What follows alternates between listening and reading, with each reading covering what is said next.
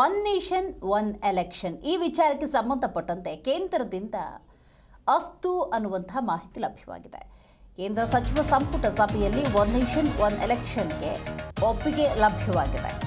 One nation one election ಅಂದ್ರೆ ಏನು, ಇದು ಕೂಡ ಬಹಳ ಮುಖ್ಯ ಆಗುತ್ತೆ. ಅದನ್ನು ನೋಡ್ತಾ ಹೋಗೋಣ. ನೋಡಿ, ಲೋಕಸಭೆ ಮತ್ತು ವಿಧಾನಸಭೆ ಅಂದಾಗ ಏಕಕಾಲಕ್ಕೆ ಚುನಾವಣೆ ನಡೆಯುತ್ತೆ. ಶಾಸಕರು ಸಂಸದರು ಏಕಕಾಲಕ್ಕೆ ಆಯ್ಕೆ ಆಗ್ತಾರೆ. ಕೇಂದ್ರ ಸಚಿವ ಸಂಪುಟದಲ್ಲಿ ಈ ಮಹತ್ವದ ನಿರ್ಧಾರವನ್ನು ತೆಗೆದುಕೊಳ್ಳಲಾಗಿದೆ. ಏಕಕಾಲಕ್ಕೆ ನಿಮ್ಮ ಕ್ಷೇತ್ರಕ್ಕೆ ಸಂಬಂಧಪಟ್ಟಂತಹ MLA ಅಂದರೆ ಶಾಸಕರನ್ನು, ಇನ್ನು ಸಂಸದರ ವ್ಯಾಪ್ತಿ ಅಂದಾಗ ಆ ಕ್ಷೇತ್ರಕ್ಕೆ ಸಂಬಂಧಪಟ್ಟಂತಹ MP ನೀವು ಆಯ್ಕೆ ಮಾಡಬೇಕಾಗತ್ತೆ. One nation one election. So one nation one election ಅಂತ ಸಂದರ್ಭದಲ್ಲಿ ಬಹಳ ಮಹತ್ವದ ನಿರ್ಣಯ ಇದು. ಹಲವಾರು ಇದರಿಂದ ಇದ್ದಾವೆ ಅಂತಲೇ ಹೇಳ್ಬೋದು. ಯಾಕಿದು ಸುಲಭವಾಗಿ ಅಂಥ ಪ್ರತಿರೋಧ ಇಲ್ಲದೆ ಕೇಂದ್ರದಿಂದ ಒಪ್ಪಿಗೆ ಅಂತ ಹೇಳಿದ್ರೆ, ಯಾಕೆಂದರೆ ಲಾಭಗಳು ಅಪಾರ ಅಂತಲೇ ಹೇಳಬಹುದು. ಸೊ ಈಗ ಒಂದು ಎಲೆಕ್ಷನ್ ಅಂತ ಸಂದರ್ಭದಲ್ಲಿ ಅಪಾರ ಪ್ರಮಾಣದ ಹಣವನ್ನು ವಿನಿಯೋಗಿಸಬೇಕಾಗತ್ತೆ. ಒಂದು ಕ್ಷೇತ್ರದಲ್ಲಿ ಚುನಾವಣೆ ಅಂದಾಗ ಬಹಳಷ್ಟು ಮ್ಯಾನ್ ಪವರ್ ಇರ್ಬೋದು ಅಥವಾ ಹಣ ಇರ್ಬೋದು. ಜನಸಾಮಾನ್ಯರು MP ಚುನಾವಣೆಗೊಂದ್ಸತಿ, MLA ಚುನಾವಣೆಗೊಂದ್ಸತಿ, ಮತದಾನ ಪ್ರಕ್ರಿಯೆಗೆ ಅಂತ ದಿನಗಳನ್ನು ವಿನಿಯೋಗಿಸಬೇಕಾಗತ್ತೆ. ಸೊ ಇಂಥ ಹಲವಾರು ಕಾರಣಗಳನ್ನು ಇಟ್ಟುಕೊಂಡು ಒನ್ ನೇಷನ್ ಒನ್ ಎಲೆಕ್ಷನ್ ಅನ್ನುವಂಥ ಕಾನ್ಸೆಪ್ಟ್ ಬಂದಿರುವಂಥದ್ದು. ಸೊ ಏಕಕಾಲಕ್ಕೆ ನೀವು ಮತಗಟ್ಟೆಗೆ ಹೋದ ಸಂದರ್ಭದಲ್ಲಿ ನೀವು MP ಆಯ್ಕೆ ಮಾಡ್ತೀರಿ, MLA ಆಯ್ಕೆ ಮಾಡ್ತೀರಿ. ಸೊ ಹಾಗಾಗಿ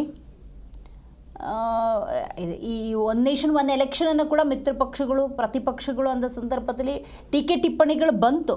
ಇದೆಲ್ಲ ಗಿಮಿಕ್ ಅನ್ನುವಂಥ ಮಾತುಗಳು ಕೂಡ ಕೇಳಿಬಂತು. ಇದೆಲ್ಲದರ ನಡುವೆ ಕೇಂದ್ರದಿಂದ ಇದೀಗ ಒನ್ ನೇಷನ್ ಒನ್ ಎಲೆಕ್ಷನ್ಗೆ ಸಂಬಂಧಪಟ್ಟಂತೆ ಫೈನಲ್ ಡಿಸಿಷನ್ ಅಂತಲೇ ಹೇಳಬಹುದು. ಹಾಗಾಗಿ ಇದು ಎಷ್ಟರ ಮಟ್ಟಿಗೆ ಯಾವಾಗ ಹೇಗೆ ಇಂಪ್ಲಿಮೆಂಟ್ ಆಗುತ್ತೆ ಅನ್ನೋದು ಒಂದಷ್ಟು ಕುತೂಹಲವನ್ನಂತೂ ಹುಟ್ಟು ಹಾಕಿದೆ. ನರೇಂದ್ರ ಮೋದಿ ಸರ್ಕಾರದ ಮಹತ್ವದ ನಿರ್ಣಯಗಳಲ್ಲಿ ಒಂದಿದು ಒಂದು ದೇಶ ಒಂದು ಚುನಾವಣೆ. ಈ ಪ್ರಸ್ತಾವನೆಗೆ ಮೋದಿ ಸಚಿವ ಸಂಪುಟ ಅನುಮೋದನೆಯನ್ನು ನೀಡಿದೆ. ಲೋಕಸಭೆ ಮತ್ತು ಎಲ್ಲ ರಾಜ್ಯಗಳ ವಿಧಾನಸಭಾ ಚುನಾವಣೆಯನ್ನು ಒಂದೇ ಬಾರಿ ನಡೆಸುವಂತಹ ಮಹತ್ವದ ಯೋಚನೆ ಮತ್ತು ಯೋಜನೆ ಇದು. ವಿರೋಧಗಳ ನಡುವೆಯೇ ಸಚಿವ ಸಂಪುಟದಲ್ಲಿ ಅನುಮೋದನೆ ಲಭ್ಯವಾಗಿದೆ. ಅಂಥ ಪ್ರತಿರೋಧ ಇರಲಿಲ್ಲ. ನೀವು ಆರಂಭಿಕ ದಿನಗಳಿಂದಲೂ ಒನ್ ನೇಷನ್ ಒನ್ ಎಲೆಕ್ಷನ್ ಅನ್ನುವಂಥ ಚರ್ಚೆ ಆದಾಗಲೂ ಕೂಡ ಅದರಲ್ಲಿ ಅಂಥ ಲೋಪಗಳೇನೂ ವಿರೋಧ ಪಕ್ಷಗಳಿಗೆ ಕಂಡು ಬರಲಿಲ್ಲ.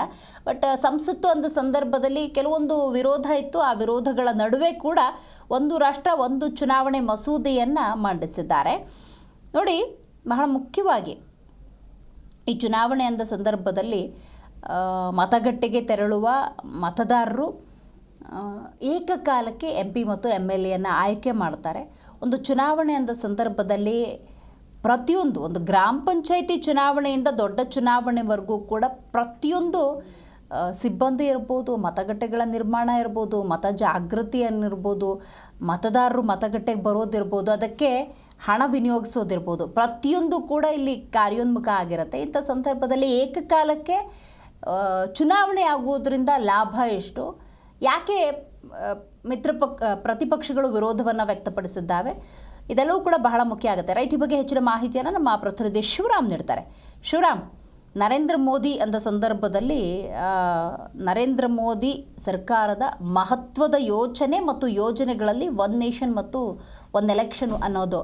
ಸೊ ಹಾಗಾಗಿ ಇದರ ಲಾಭ ನಷ್ಟಗಳ ಕುರಿತಂತೆ ಮತ್ತು ಇದು ಸಂಸತ್ನಲ್ಲಿ ಒಪ್ಪಿಗೆ ಸೂಚಿಸಿರುವುದರಿಂದಾಗಿ ಸದ್ಯದ ಮಾಹಿತಿ ಏನೆಲ್ಲ ಲಭ್ಯವಾಗ್ತಾ ಇದೆ, ಮುಂದಿನ ದಿನಗಳಲ್ಲಿ ನಾವು ಚುನಾವಣೆಯನ್ನು ಯಾವ ರೀತಿ ಎಕ್ಸ್ಪೆಕ್ಟ್ ಮಾಡ್ಬೋದು, ಏಕಕಾಲಕ್ಕೆ MP ಮತ್ತು MLA ಆಯ್ಕೆ ಪ್ರಕ್ರಿಯೆ ನಡೆಯೋದ್ರಿಂದಾಗಿ ಇದು ಹೇಗೆ ಭಿನ್ನ ಆಗಿರುತ್ತೆ ಇದುವರೆಗಿನ ಚುನಾವಣೆಗೂ ಮುಂದಾಗುವಂಥ ಚುನಾವಣೆಗಳಿಗೂ? ಎಸ್, ಖಂಡಿತವಾಗಿಯೂ ದಿವ್ಯಶ್ರೀ, ಇವತ್ತು ಕೇಂದ್ರ ಸಚಿವ ಸಂಪುಟ ಸಭೆಯಲ್ಲಿ ಒನ್ ನೇಷನ್ ಒನ್ ಎಲೆಕ್ಷನ್, ಒಂದು ದೇಶ ಒಂದು ಚುನಾವಣೆ ಏನಿತ್ತೋ ಈ ಒಂದು ಪ್ರಸ್ತಾವನೆಗೆ ಕೇಂದ್ರ ಸಚಿವ ಸಂಪುಟ ಸಭೆಯಲ್ಲಿ ಒಪ್ಪಿಗೆ ಸಿಕ್ಕಿರುವಂತದ್ದು. ಮಾಜಿ ರಾಷ್ಟ್ರಪತಿ ರಾಮನಾಥ್ ಕೋವಿಂದ್ ಅವರ ಒಂದು ಉನ್ನತ ಮಟ್ಟದ ಒಂದು ನೇತೃತ್ವದ ಆಯೋಗ ಏನಿತ್ತು, ಈ ಒಂದು ಆಯೋಗದ ಈ ಒಂದು ಸಮಿತಿ ಸಿದ್ಧಪಡಿಸಿರ್ತಕ್ಕಂತಹ ಶಿಫಾರಸುಗಳಿಗೆ ಹಾಗೆ ವರದಿಗೆ ಇದೀಗ ಕೇಂದ್ರ ಸಚಿವ ಸಂಪುಟ ಸಭೆ ಈ ಒಂದು ಪ್ರಸ್ತಾವನೆಯನ್ನ ಒಪ್ಪಿಕೊಂಡಿದೆ, ಸ್ವೀಕಾರ ಮಾಡಿದೆ. ಇನ್ನು ಮುಂದಿನ ಒಂದು ಅಧಿವೇಶನ ಏನಿದೆಯೋ, ಲೋಕಸಭೆ ಅಧಿವೇಶನ, ಆ ಒಂದು ಸಂದರ್ಭದಲ್ಲಿ ಈ ಒಂದು ಪ್ರಸ್ತಾವನೆಯ ಕುರಿತಾಗಿ ಮಂಡನೆಯಾಗುತ್ತೆ. ಆ ಸಂದರ್ಭದಲ್ಲಿ ಈ ಒಂದು ವರದಿಯ ಬಳಿಕ ಇದನ್ನ ಮಸೂದೆಯಾಗಿ ತರಲಾಗುತ್ತೆ.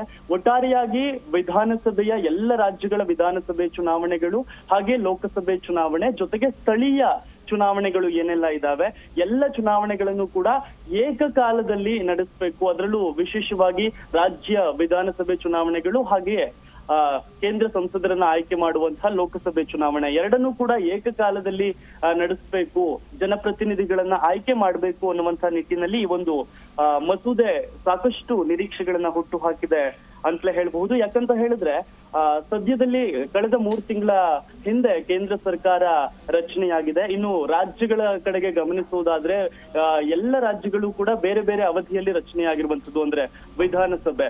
ಸೊ ಹೀಗಾಗಿ ಈ ರೀತಿಯಾಗಿ ಒಟ್ಟಿಗೆ ಒಂದು ಚುನಾವಣೆಯನ್ನ ನಡೆಸಿದಂತಹ ಸಂದರ್ಭದಲ್ಲಿ ಒಕ್ಕೂಟ ವ್ಯವಸ್ಥೆ ಏನಿದೆ ಅದರ ಒಂದು ಪ್ರಗತಿ ಇರಬಹುದು, ಅಭಿವೃದ್ಧಿಗೆ ಒಂದು ರೀತಿಯಾಗಿ ಬೂಸ್ಟರ್ ಡೋಸ್ ಆಗಿ ಕೆಲಸ ಮಾಡುತ್ತೆ. ಅಭಿವೃದ್ಧಿ ಹಾಗೆಯೇ ಪ್ರಗತಿಗೆ ಇದರಿಂದ ಸಾಕಷ್ಟು ಅನುಕೂಲ ಆಗತ್ತೆ ಅನ್ನುವಂಥ ನಿಟ್ಟಿನಲ್ಲಿ ಸದ್ಯ ಕೇಂದ್ರ ಸರ್ಕಾರ ಇಂಥದ್ದೊಂದು ಮಹತ್ವದ ಉಪಕ್ರಮಕ್ಕೆ ಮುಂದಾಗಿದೆ ಅಂತಲೇ ಹೇಳ್ಬಹುದು.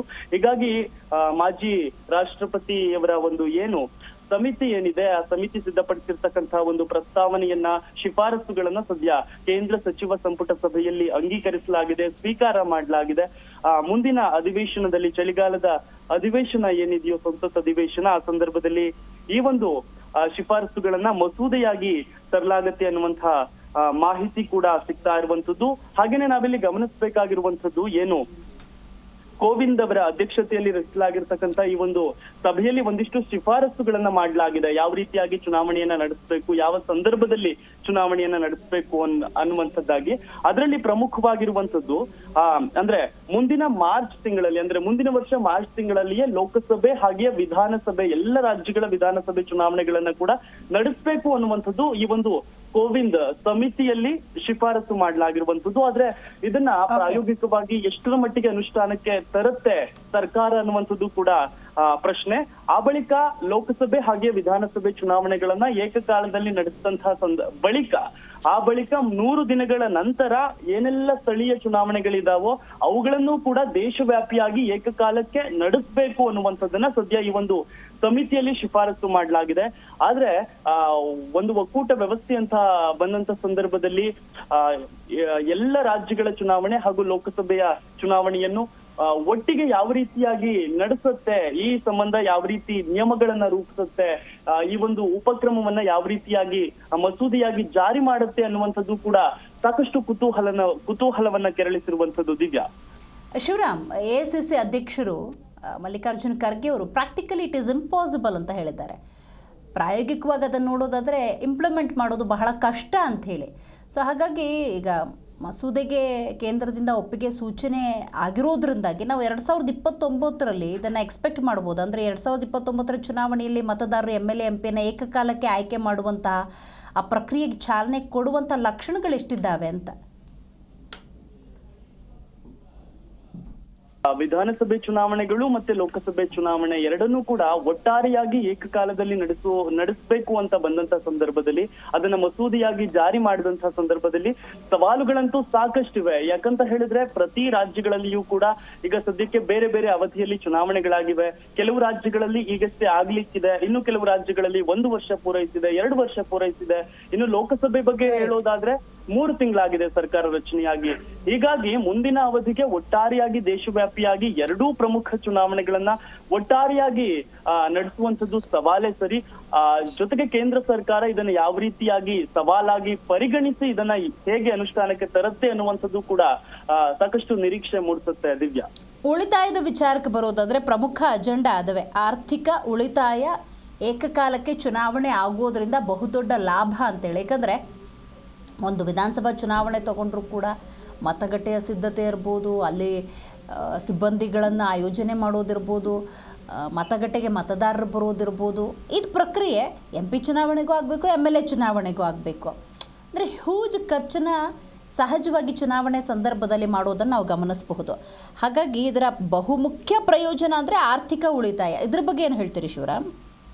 ಎಸ್, ಖಂಡಿತವಾಗಿಯೂ ದಿವ್ಯಾ, ನಿಜಕ್ಕೂ ಕೂಡ ಈ ಒಂದು ಉಪಕ್ರಮ ಏನಿದೆ ಒನ್ ನೇಷನ್ ಒನ್ ಎಲೆಕ್ಷನ್ ಅನ್ನುವಂಥದ್ದು ಅದರ ಬಹುದೊಡ್ಡ ಪ್ರಯೋಜನ ಅಂತ ಹೇಳಿ ಮೊದಲ ಸಾಲಿನಲ್ಲಿ ಹೇಳಬಹುದಾದಂತದ್ದು ಅಂದ್ರೆ ಆರ್ಥಿಕವಾಗಿ ಸಾಕಷ್ಟು ಉಳಿತಾಯ ಆಗುತ್ತೆ.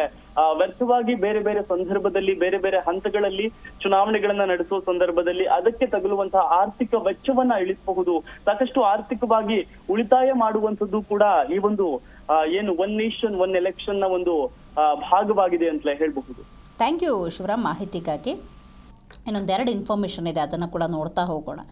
ರೈಟ್, ಒಂದು ರಾಷ್ಟ್ರ ಒಂದು ಚುನಾವಣೆಗಾಗಿ ಸರ್ಕಾರ ಈ ವಿಚಾರವನ್ನು ಪ್ರತಿಪಾದಿಸೋದಕ್ಕೆ ಪ್ರಮುಖ ಕಾರಣ ಏನು ಅಂತ ನಾವು ನೋಡ್ತಾ ಹೋಗೋದಾದರೆ, ಮೊಟ್ಟ ಮೊದಲ ಪ್ರಯೋಜನ ಅಥವಾ ಕಾರಣ ಅನ್ನೋದಾದರೆ ಅದು ಆರ್ಥಿಕ ಉಳಿತಾಯ. ಒಂದು ರಾಷ್ಟ್ರ ಒಂದು ಚುನಾವಣೆಯ ಯೋಜನೆ ಪ್ರತಿ ವರ್ಷ ವಿವಿಧ ಬಾರಿ ಭದ್ರತಾ ಪಡೆಗಳು, ಚುನಾವಣಾ ಅಧಿಕಾರಿಗಳು, ಸಿಬ್ಬಂದಿಯನ್ನು ನಿಯೋಜಿಸುವ ವೆಚ್ಚವನ್ನು ಸಂಪೂರ್ಣ ಕಡಿತಗೊಳಿಸುತ್ತೆ. ಏಕಕಾಲಕ್ಕೆ ಚುನಾವಣೆ ಆಗೋದ್ರಿಂದಾಗಿ, ಏಕಕಾಲಕ್ಕೆ ದೇಶದಾದ್ಯಂತ ಚುನಾವಣೆ ಆಗೋದ್ರಿಂದಾಗಿ ಬಹಳ ಮುಖ್ಯವಾಗಿ ಉಳಿತಾಯ ಇಲ್ಲಿ ಅತಿ ಹೆಚ್ಚಾಗುತ್ತೆ. ಈ ರೀತಿಯ ಯೋಜನೆಯು ರಾಜಕೀಯ ಪಕ್ಷಗಳ ನೇತೃತ್ವದ ಪ್ರಚಾರಗಳಿಂದ ಉಂಟಾಗುವ ವೆಚ್ಚವನ್ನು ಕಡಿತಗೊಳಿಸುತ್ತೆ. ಬಹಳ ಮುಖ್ಯವಾದಂಥ ವಿಚಾರ ಇದು. ಏನು ಪ್ರತಿ ಸತಿ ಬಂದಾಗ ಚುನಾವಣೆ ಪ್ರಚಾರ ಏನು, ಅಡ್ವರ್ಟೈಸ್ ಏನು, ಜಾಹೀರಾತುಗಳ ಸಂಖ್ಯೆ ಜಾಸ್ತಿ ಇರುತ್ತೆ. ಹಾಗಾಗಿ ಆ ವೆಚ್ಚವನ್ನು ಕಡಿತಗೊಳಿಸುತ್ತೆ. ಬಟ್ ಇಲ್ಲಿ ಚಾಲೆಂಜಿಂಗ್ ಏನಿಲ್ಲಿ ಸವಾಲು ಅಂತ ಹೇಳಿದ್ರೆ, ಕೆಲವೊಂದು ಕಡೆ ಎಲೆಕ್ಷನ್ ವಿಧಾನಸಭಾ ಚುನಾವಣೆಯಾಗಿ 1 ವರ್ಷ, 1.5 ವರ್ಷ, 2 ವರ್ಷ, 3 ವರ್ಷ ಈ ಥರದೊಂದು ಬೆಳವಣಿಗೆಗಳು. MP ಎಲೆಕ್ಷನ್ ಅವಧಿ ಅಂದ ಸಂದರ್ಭದಲ್ಲಿ ಹಾರ್ಡ್ಲಿ 3-4 ತಿಂಗಳು ಇಂಥ ಒಂದು ಬೆಳವಣಿಗೆ ನಡುವೆ ಟು ಬ್ಯಾಲೆನ್ಸ್ ಬೋತ್, ಎರಡನ್ನೂ ಬ್ಯಾಲೆನ್ಸ್ ಮಾಡೋದಾದರೆ ಅವಧಿಯನ್ನು ಹೆಂಗೆ ಮ್ಯಾಚ್ ಮಾಡಿಕೊಂಡು ಚುನಾವಣೆಯನ್ನು ಏಕಕಾಲಕ್ಕೆ ಹೆಂಗೆ ನಡೆಸ್ತಾರೆ ಅನ್ನೋದೇ ಸದ್ಯದ ಕುತೂಹಲ.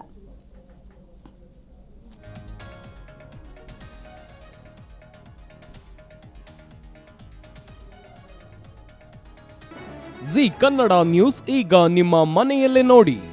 ಎಲ್ಲ ಕೇಬಲ್ಗಳಲ್ಲಿ ಈಗ ಲಭ್ಯ.